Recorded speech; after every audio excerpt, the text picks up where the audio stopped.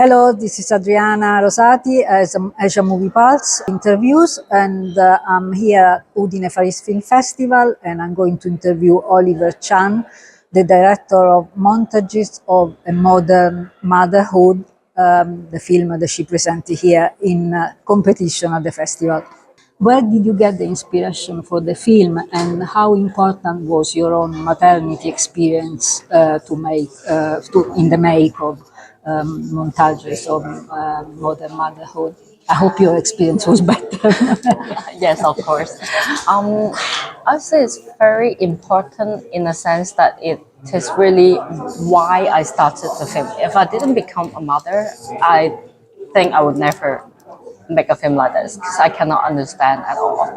Like because before I would be the people who judge those mothers who got postpartum depression and hurt their children. I wouldn't understand how sad and lonely they are that they would do something so tragic before. And then I became a mother, and then I consider myself actually quite well prepared already. Like went to workshop with books about how to take care of the baby. I expected and I knew there would be lack of sleep. I knew all this. But when the baby came, still like every day no sleep and always crying. And my baby is a collective baby, like always crying. So and then I did have like all those moments that I would really want to break down, and my body was recovering and always painful here and there, and the change of my appearance, everything made me kind of, and maybe the hormones as well. Everything just made me very different, and I was always angry and sad, and I can understand those mothers now suddenly. So that's when I just had the feeling that I really want to make something about this because um, there are so many people out there who would never or didn't experience motherhood. Then they will also be the same old me who couldn't understand why some women are feeling so difficult, feeling so challenged when they became a mother.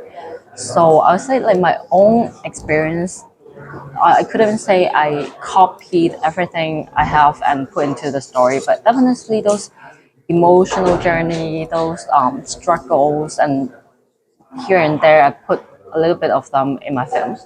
And then a lot of them came from those real cases that like those tragic cases, and I did a lot of research. I talked to lots of mothers, and then I kind of turned it into something really collective, like here and there just want to bring in something that is so common to nowadays women, and then put it together in a film. Yeah, yeah. Well, you sort of answered already, but I was going to ask you if could a male director make a film about struggling mothers. I, You I mean can men make a yeah. film? I think they can if they are empathetic enough, but it would be still different. I think they can, but and then it's different because they are never inside our body in a sense that they don't understand those hormonal changes that are like monsters inside Yeah. us, and they would never experience the pain that we went through when we gave birth, and the recovery and the process of making milk, and then also the connection we have with the baby because we're breastfeeding or because we had them inside our womb.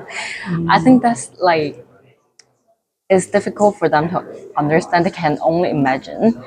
But then I strongly recommend even male directors to try to put themselves into our shoes and make films about motherhood. But then before that, I think we also need a lot of women to make women perspective films because the tiny differences between men and women still make us like a lack of our representation.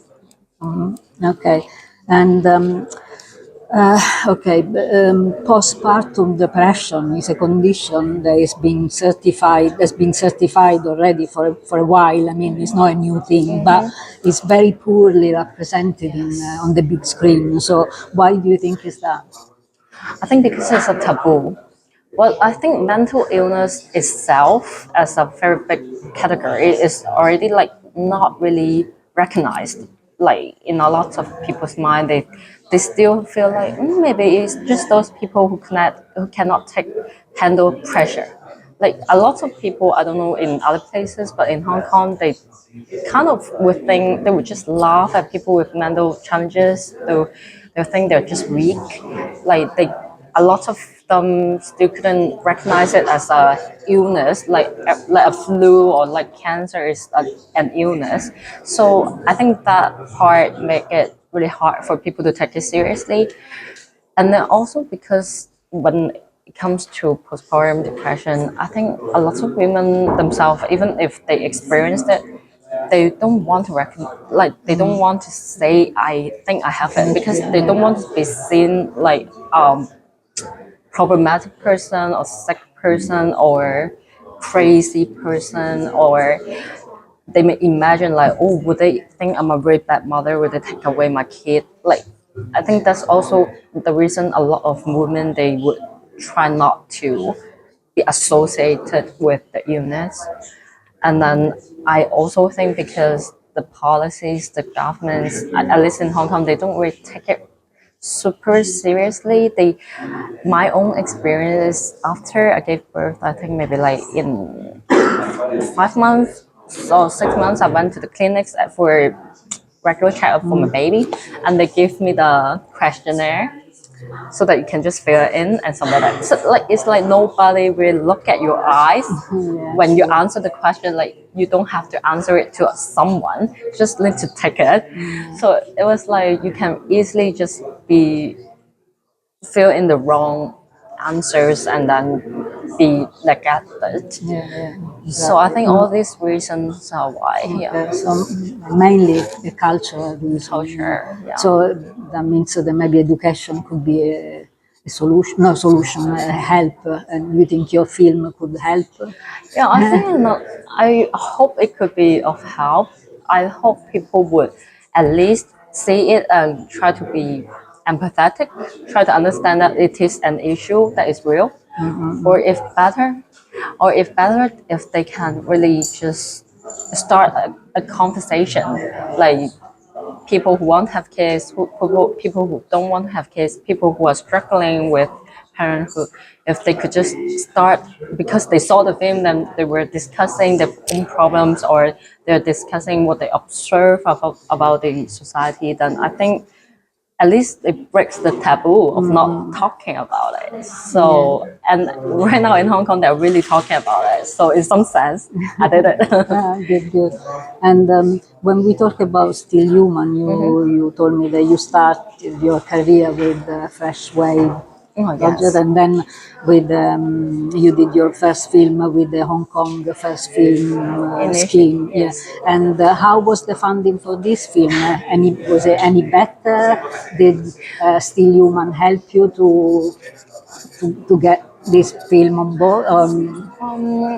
I'd say it's a very different experience because my previous short films and then also Still Human, they're all funded kind of directly or indirectly by the government. And for this project, we were searching for like private investors or film companies, and then with the success of Still Human, it opened a lot of doors for me. But and then also because of Still Human, even though I got the chance to really meet a lot of investors, they would somehow feel like this project, like motherhood project, is too different from the last film. So I was able to meet with them, but then I would always get rejection because they would prefer something similar to my last Yeah. film. So they were like kind of scared or worried a little bit about this new film because the style is different and then the topic is something that they seldom As we see. said. Yeah. So and then we got this investor who's a perfect one person, a woman who's really want have a very deep emotion about her mother, and then we want to dedicate a film to her mother. So we got Fantastic. lucky. Yeah. Yeah. Okay. And the film was presented, if I'm correct, at the Hong Kong International Film Festival recently. Yes. Yeah. And how was the reception? Was it good? And It was great. I think it's already in the cinema in Hong Kong. It's the film in the cinemas or in the theater in Hong Kong yeah, it's already. also Yeah. publicly Yeah, yeah, yeah. released. Uh-huh. Currently, it's still showing Yeah, in Hong okay. Kong. It's So doing well. yeah, it's kind of like predicted with this kind of topic that we're talking about. It's not very mainstream. It's not a very entertaining film. It's kind of some people say it's a thriller, it's a torture for the audience, but that's exactly what I want. I want a very real and immersive experience for my audience. But then I also understand it's not something for the mass audience.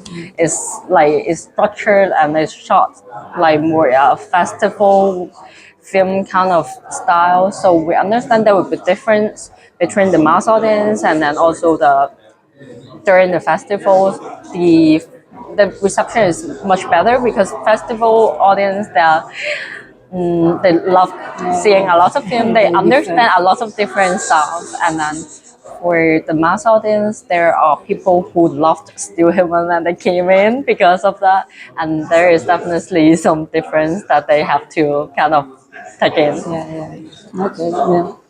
And for in the future, would you like to make more films that deal with social issue, or would you like to explore different territories?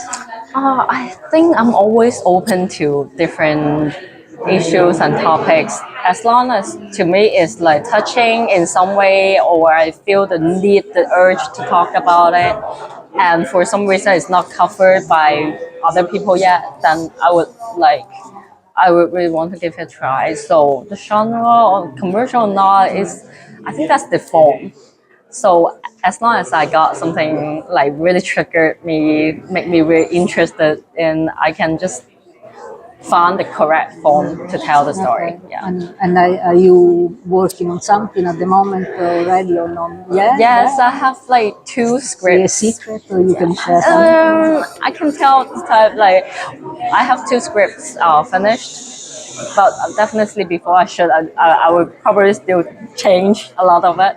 But one of them is like slices of life, like very simple, warm, cute thing, and then low budget also. And then another one is actually a romance story. Okay. So I don't know. Actually, some audience here hope that next time I come to Udine, I will bring something happy. So I'll try. Okay. Thank Well, you. good luck with it. Good. So Thank that's you. it for me. Thank you. Thank Thank you you very so much. much. Thank And you.